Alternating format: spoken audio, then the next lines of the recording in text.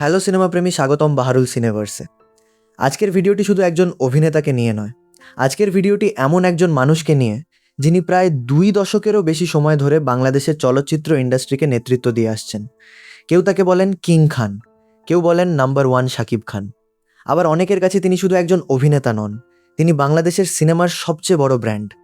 কিন্তু প্রশ্ন হলো, একজন সাধারণ ছেলে কিভাবে বাংলাদেশের সবচেয়ে বড় সুপারস্টার হয়ে উঠলেন? তার এই সাফল্যের পেছনে কতটা পরিশ্রম, কতটা সংগ্রাম আর কতটা আত্মত্যাগ লুকিয়ে আছে, আজকের ভিডিওতে আমরা জানব শাকিব খানের পুরো জীবনের গল্প। তাহলে আর দেরি না করে চলুন শুরু করা যাক। শৈশব। শাকিব খানের আসল নাম মাসুদ রানা শেখ। তিনি জন্মগ্রহণ করেন 1979 সালের 28 মার্চ বাংলাদেশের নারায়ণগঞ্জ জেলায়। একটি সাধারণ মধ্যবিত্ত পরিবারেই তার বেড়ে ওঠা। ছোটবেলা থেকেই তিনি ছিলেন খুবই প্রাণবন্ত। পড়াশোনার পাশাপাশি খেলাধুলা, গান, নাচ এবং বিভিন্ন সাংস্কৃতিক অনুষ্ঠানে অংশ নিতে তিনি খুব পছন্দ করতেন। তখন কেউই কল্পনা করতে পারেনি এই ছেলেটাই একদিন কোটি কোটি মানুষের প্রিয় নায়ক হয়ে উঠবে। শৈশবে সিনেমা দেখতে তার খুব ভালো লাগতো। বাংলাদেশি সিনেমার পাশাপাশি ভারতীয় সিনেমাও দেখতেন তিনি। বিশেষ করে বড় বড় নায়কদের অভিনয় তাকে খুব অনুপ্রাণিত করত। তখন থেকেই হয়তো তার মনেও অভিনয়ের স্বপ্ন জন্ম নিতে শুরু করে। অভিনয়ে আগ্রহ। স্কুলে পড়ার সময় বিভিন্ন সাংস্কৃতিক অনুষ্ঠানে নিয়মিত অংশ নিতেন। নাচ এবং মঞ্চে পারফরম্যান্স করার কারণে অনেকেই তার প্রশংসা করতেন। একদিন একটি অনুষ্ঠানে তার পারফরম্যান্স দেখে চলচ্চিত্র জগতের কয়েকজন মানুষের নজরে পড়েন তিনি। সেখান থেকেই শুরু হয় তার নতুন যাত্রা। তিনি অভিনয়ের প্রশিক্ষণ নিতে শুরু করেন। একই সঙ্গে নাচ এবং ফাইটিংয়েরও প্রশিক্ষণ নেন, কারণ তিনি জানতেন শুধু সুন্দর চেহারা থাকলেই নায়ক হওয়া যায় না, নিজেকে সব দিক থেকেই প্রস্তুত করতে হয়। সিনেমায় প্রথম সুযোগ, অনেক অডিশন এবং দীর্ঘ অপেক্ষার পর অবশেষে তিনি প্রথম সিনেমায় অভিনয়ের সুযোগ পান। সেটি ছিল অনন্ত ভালোবাসা। 1999 সালে সিনেমাটি মুক্তি পায়। এই সিনেমার মাধ্যমেই বড় পর্দায় অভিষেক হয় শাকিব খানের। নতুন নায়ক হিসেবে দর্শকদের সামনে নিজেকে প্রমাণ করার জন্য তিনি নিজের সর্বোচ্চ চেষ্টা করেছিলেন। কিন্তু শুরুটা খুব একটা সহজ ছিল না। প্রথম সিনেমার পরই তিনি সুপারস্টার হয়ে যাননি, বরং তার অনেক সিনেমাই বক্স অফিসে প্রত্যাশা মতো সফল হয়নি। অনেকে বলেছিলেন তিনি নাকি ইন্ডাস্ট্রিতে বেশি দিন টিকতে পারবেন না। সমালোচনা ছিল, ব্যর্থতা ছিল, হতাশাও ছিল। কিন্তু একটা জিনিস ছিল না, আর সেটা হলো হাল ছেড়ে দেওয়া। তিনি প্রতিদিন নিজের অভিনয় আরও ভালো করার চেষ্টা করতেন। সিনেমার সেটে সিনিয়র শিল্পীদের কাছ থেকে শিখতেন। ক্যামেরার সামনে কিভাবে আরও স্বাভাবিক অভিনয় করতে হয় সেটাও ধীরে ধীরে আয়ত্ত করেন। নিজেকে বদলে ফেলা। শাকিব খান খুব দ্রুত বুঝতে পারেন একইভাবে কাজ করলে সফল হওয়া সম্ভব নয়। তাই তিনি নিজের স্টাইল বদলাতে শুরু করেন। অভিনয়ের পাশাপাশি নাচ, সংলাপ বলার ধরন এবং অ্যাকশন সব কিছুতেই পরিবর্তন আনেন। নিজের ফিটনেসের প্রতিও বিশেষ নজর দিতে শুরু করেন। এই পরিবর্তনই ধীরে ধীরে দর্শকদের নজর কাড়তে শুরু করে। প্রযোজকরাও তার ওপর বিশ্বাস রাখতে শুরু করেন। একের পর এক নতুন সিনেমায় সুযোগ আসতে থাকে। ভাগ্য বদলানোর সময় 2000 সালের পর থেকে ধীরে ধীরে তার ক্যারিয়ারে পরিবর্তন আসতে শুরু করে। প্রতিটি সিনেমার সঙ্গে তার অভিনয় আরও পরিণত হতে থাকে। দর্শকরাও তাকে গ্রহণ করতে শুরু করেন। এরপর আসে এমন কিছু সিনেমা যেগুলো তার পুরো ক্যারিয়ারই বদলে দেয়। আর সেখান থেকেই শুরু হয় একজন সাধারণ নায়ক থেকে সুপারস্টার হয়ে ওঠার যাত্রা। কিন্তু সেই যাত্রা মোটেও সহজ ছিল না, বরং সামনে অপেক্ষা করছিল আরও বড় বড় চ্যালেঞ্জও শাকিব খান। সংগ্রাম থেকে সাফল্যের পথে। প্রথম কয়েক বছর শাকিব খানের জন্য মোটেও সহজ ছিল না।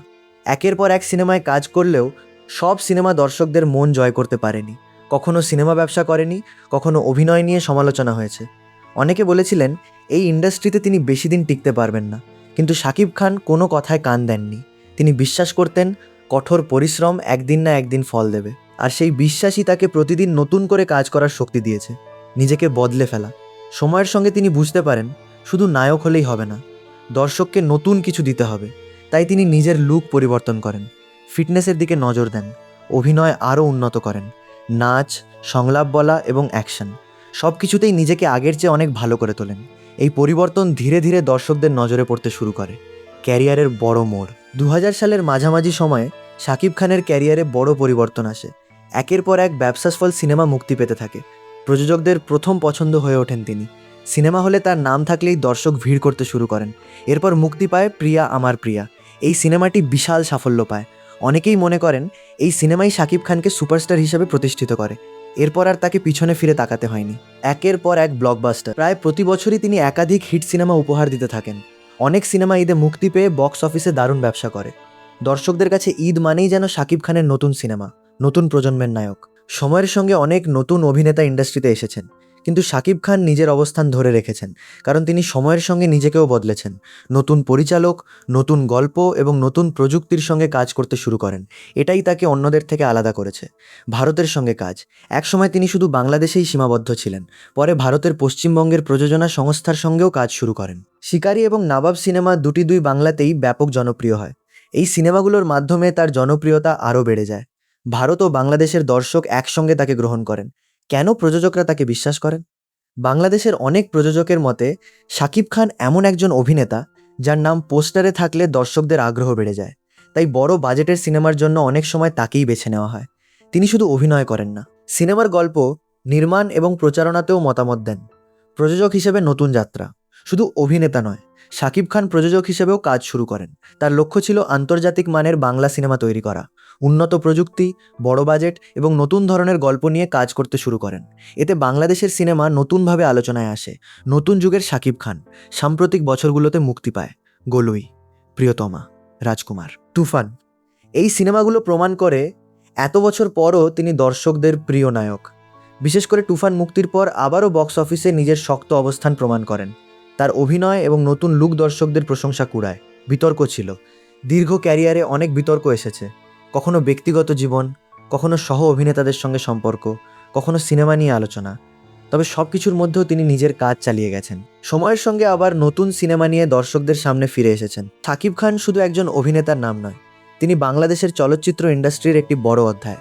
তার সাফল্যের পেছনে রয়েছে বছরের পর বছর কঠোর পরিশ্রম, ধৈর্য এবং নিজের ওপর বিশ্বাস। কিন্তু তার ক্যারিয়ারে এখনও অনেক বড় স্বপ্ন বাকি। বর্তমানে তিনি বেশ কয়েকটি বড় বাজেটের সিনেমা নিয়ে কাজ করছেন, আর সেই সিনেমাগুলো নিয়ে দর্শকদের প্রত্যাশাও অনেক বেশি। শাকিব খান কিভাবে বাংলাদেশের নাম্বার 1 সুপারস্টার হলেন? নতুন যুগের শাকিব খান। সময়ের সঙ্গে সঙ্গে শাকিব খান বুঝতে পারেন দর্শকদের রুচি বদলে যাচ্ছে, তাই তিনিও নিজেকে বদলাতে শুরু করেন। আগের মতো শুধু বাণিজ্যিক সিনেমা নয়, ভিন্ন ধরনের গল্পেও অভিনয় করতে শুরু করেন।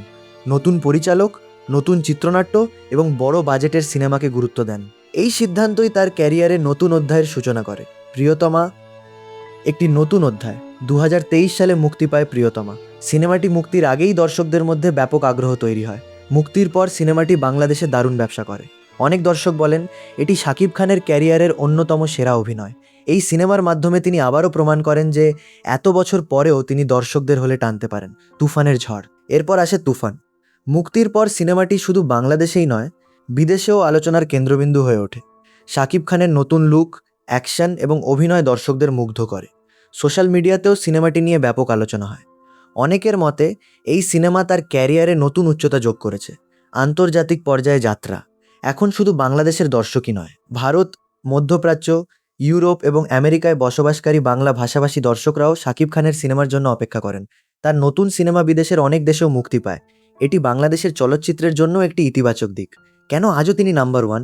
অনেক নতুন নায়ক এসেছেন, অনেক বড় সিনেমাও মুক্তি পেয়েছে, তবুও কেন আজও শাকিব খানকে বাংলাদেশের নাম্বার 1 সুপারস্টার বলা হয়? এর পেছনে কয়েকটি বড় কারণ রয়েছে। প্রথমত, তিনি সময়ের সঙ্গে নিজেকে বদলাতে জানেন। দ্বিতীয়ত, তিনি সব ধরনের চরিত্রে অভিনয় করার চেষ্টা করেন। তৃতীয়ত, তার বিশাল ভক্তগোষ্ঠী রয়েছে।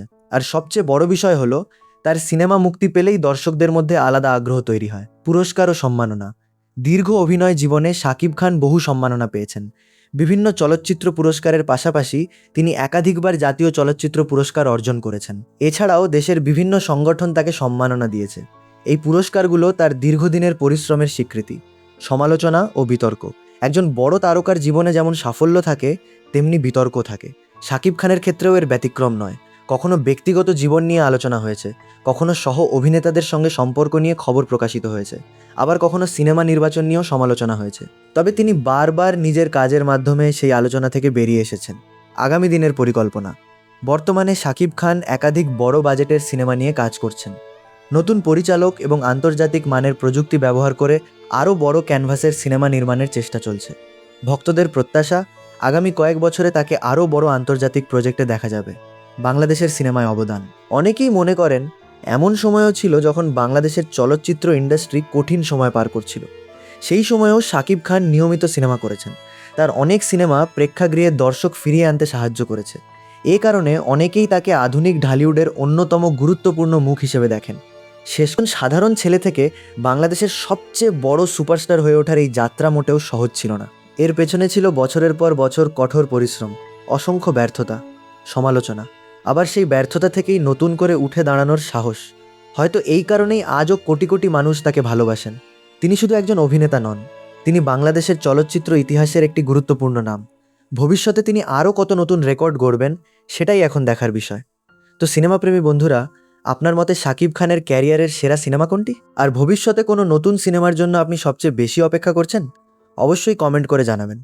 ভিডিওটি ভালো লাগলে একটি লাইক করবেন, বন্ধুদের সঙ্গে শেয়ার করবেন। আর বাংলা সিনেমার নিয়মিত আপডেট, ইতিহাস, রিভিউ, বক্স অফিস এবং ট্রেলার ব্রেকডাউন দেখতে বাহারুল সিনেভার্সকে সাবস্ক্রাইব করে পাশে থাকা বেল আইকনটি অন করে রাখুন।